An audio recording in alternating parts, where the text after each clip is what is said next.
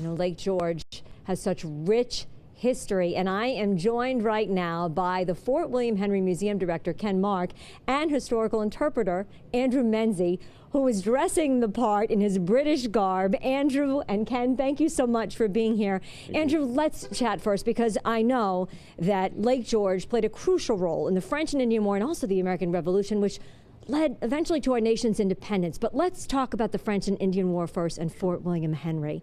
Why was it so significant to build this fort? I know the British were trying to defend their position, right? Well, the fort was constructed following a battle that was actually extraordinarily bloody. Much of it was fought up on the hillside just above the fort here. And as you can see in this amazing view, is that the fort, which would have been the only thing there at that time, commanded the bottom of the lake. And so the French had given up, ceded control of the lake, and established their own fort on the other end. They called it Carillon. Of course, today it's known as Ticonderoga. And the lake is so significant because they're trying to defend this position, because this is how you moved supplies.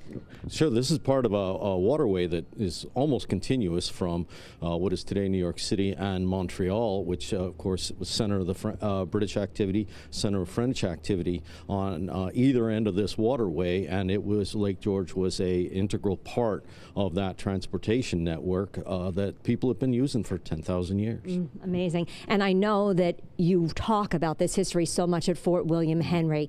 Tell me a little bit about the living history tours, because that's how they can really experience it. Oh, yeah. So our living history tours are fantastic. They're led by guides like Andrew, and we have an amazing staff. And for the Memorial Day weekend, we're running tours every single hour where you're getting this amazing 30-minute history presentation by the guide. Then they step out, they do about 10 minutes with the Brown Bess musket. We fire the musket, and then we do the same thing up at our Northeast Bastion with the cannon, and we make a lot of boom.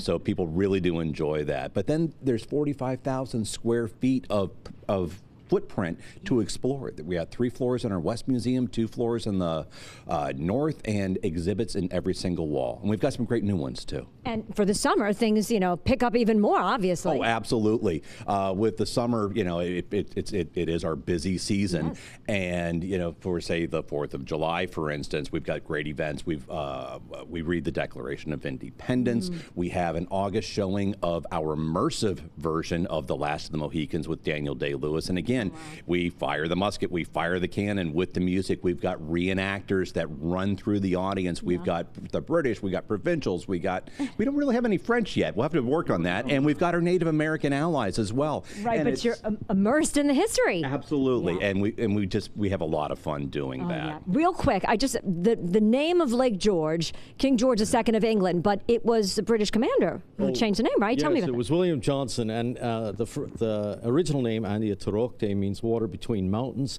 The French name, Lac du Saint-Sacrement, Lake of the Blessed Sacrament, and the British go with George. So we're a little disappointed about the symbolism and the loss of poetry, but at the same time, it's obeying a very important rule, which is, when in doubt, name something after your boss.